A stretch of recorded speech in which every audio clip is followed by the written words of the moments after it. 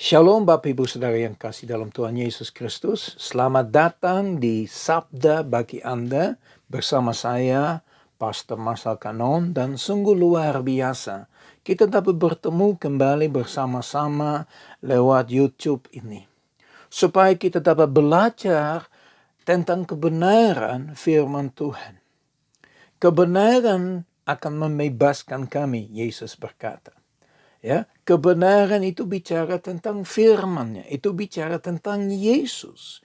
Bahwa Yesus akan membebaskan kita dari semua belenggu-belenggu, dari segala ikatan-ikatan, dari semua beban. Dan dalam beberapa hari ini kami sudah bicara tentang Matius pasal yang ke-11, ayat yang ke-28 sampai dengan ayat yang ke-30. Saya akan baca firman Tuhan sekali lagi. Marilah kepadaku semua yang letih lesu dan berbeban berat. Aku akan memberi kelegaan kepadamu. Pikulah kuk yang kupasang dan belajarlah padaku. Karena aku lemah lembut dan rendah hati. Dan jiwamu akan mendapat ketenangan. Sebab kuk yang kupasang itu enak dan bebanku pun ringan. Dan dalam beberapa hari ini kami sudah merenungkan tentang maksud daripada firman Tuhan. Dan kemarin kita sudah berfokus kepada undangan yang Tuhan berikan kepada kita. Ya, Tuhan Yesus mengundang Anda dan saya bukan untuk datang kepada hamba Tuhan, bukan untuk datang ke gereja atau denominasi, tetapi secara langsung kita dapat datang kepada Yesus sendiri sebagai sumber segala-galanya. Yesus sangat amat mengasihi kita. Kenapa? Karena dia menyerahkan nyawanya untuk Anda dan saya. Tidak ada kasih yang lebih besar daripada seseorang yang menyerahkan nyawanya bagi yang lain. Dan ini Yesus lakukan. Makanya dia mengundang Anda dan saya untuk datang kepadanya. Nah, hari ini kita akan terus belajar karena di dalam firman Tuhan sudah dikatakan pikulah kuk yang kupasang. Dengan kata lain, terimalah kuk yang Tuhan mau berikan. Apa itu kuk? Dulu, kalau seorang petani mengerjakan tanah, dia pakai 2 lembu. Dan mereka dipasangin kuk supaya mereka berjalan dengan seimbang, supaya beban ya dibagi oleh kedua lembu. Ya, kadang-kadang ada yang bilang ya satunya junior, satunya senior. Yang junior belajar daripada senior supaya nanti satu ketika yang junior jadi senior dan sebagainya. Tapi yang kita dapat pelajari bahwa kuk kalau dipasang di atas lembu 2, ya itu dibagikan. Jadi bebannya nggak dikantung oleh salah satunya, tapi dipegang oleh keduanya. Dan ini yang Tuhan maksud. Jadi kuk yang Tuhan pasang artinya begini, bahwa Tuhan mengangkat beban daripada kita supaya kita nggak membawa beban atau keletilesuan dengan pribadi saja. Tapi kita benar-benar bisa memberikan itu. Firman Tuhan berkata bahwa kita harus belajar untuk menceritakan, untuk membagikan supaya kita nggak menjadi orang yang terbeban. Ya, supaya kita dapat melepaskan beban yang kita miliki. Ya, Yesus tidak pernah meninggalkan kita. Yesus selalu bersama-sama dengan kita. Makanya ada Roh Kudus di dalam diri kita. Dia tidak pernah meninggalkan kita seberapa beratnya situasi, kondisi, keadaan yang kita hadapi. Yesus selalu menyertai kita.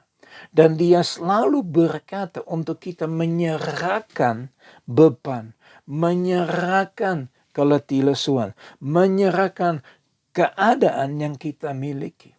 Ya, supaya saudara dan saya tidak dibebani.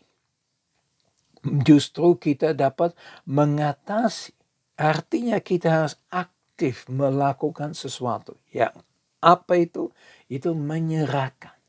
Dengan kata lain kita harus belajar menyerah kepada Tuhan. Ya, bukan dengan pasif, tapi aktif, ambil ahli. Ya, bukan berkata, udahlah, kuserahkan, that's it. No, tapi benar-benar menyerahkan. Ya, begitu Anda menyerahkan beban, menyerahkan keletilesuan, apa yang akan terjadi? Begitu kamu angkat beban, Tuhan akan turunkan kerelaan. Dia akan turunkan kelekaan. Saudara, kalau Anda ada beban dan Anda tidak pernah menceritakan, itu bebannya jadi berat. Ya, Anda mulai menceritakan, Anda merasa lega. Ya, seolah-olah beban itu diambil. Kadang-kadang saya sebagai pendeta hanya menjadi dengar saja, nggak komentar. Ya, begitu mereka cerita keadaannya, situasi, kondisi yang mereka hadapi, mereka cerita. Akhirnya mereka berkata begini, aduh, puji Tuhan, saya sudah lega. Padahal saya nggak lakukan apa-apa, saya cuma dengerin aja. Jadi ini satu rahasia. Kadang-kadang kita cuma mendengarkan saja keluhan daripada orang-orang. Yang kedua kita lihat di sini adalah belajarlah padaku. Ya, apa yang dimaksud dengan belajar? Ya belajar daripada Tuhan. Ya, dengan serius, dengan sungguh-sungguh kita belajar sesuatu. Nah, kita dapat belajar ini dari salah satu contoh yang ada di dalam Kisah Para Rasul 17 ayat 10 dan 11, ya, di mana Paulus dan Silas pergi ke Berea. Karena mereka mau dimaki-maki, mereka mau ditangkap, mereka mau dianiaya lagi, mereka suruh pergi. Dan di dalam ayat yang ke-10 berkata begini, tetapi pada malam itu juga segera saudara-saudara di situ menyuruh Paulus dan Silas berangkat ke Berea. Setibanya di situ pergilah mereka ke rumah ibadat orang Yahudi. Orang-orang Yahudi di kota itu lebih baik hatinya daripada orang-orang Yahudi di Tesalonika. Karena mereka menerima firman itu dengan segala kerelaan hati dan setiap hari mereka menyelidiki kitab suci untuk mengetahui apakah semuanya itu benar demikian.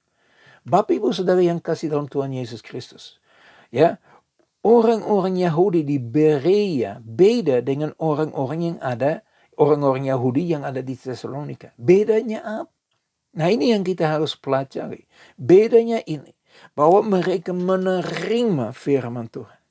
Saya harap begitu Anda mendengarkan firman Tuhan malam ini, Anda menerima. Tapi nggak berhenti di situ.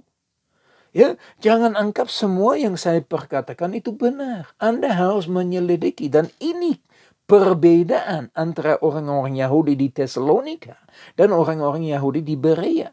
Mereka menerima dengan segala kerelaan, tetapi kemudian ya mereka menyelidiki kitab suci itu. Ya, mereka menyelidiki itu setiap hari.